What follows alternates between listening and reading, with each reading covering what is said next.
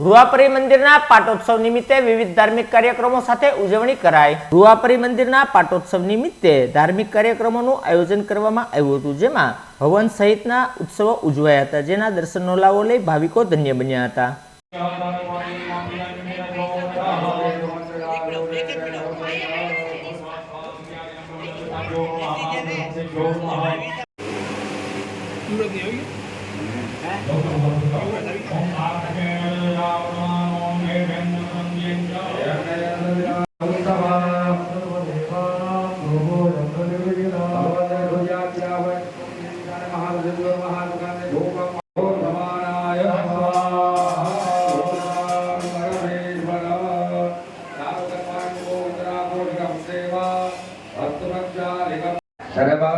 सर्वभूषादिके सौम्ये लोकलज्जा निवारिणे मयोवादिने तुभ्यं भारते प्रतिदाय गन्धेश्वरप्रवदनाथ महेन्द्राय मन्दारवशोपमुद्रिताय तस्मै मकाराय नमः शिवाय शिवाय गौरी वृजावृन्दा सूर्याय रक्षा विदाय निवेदनामस्या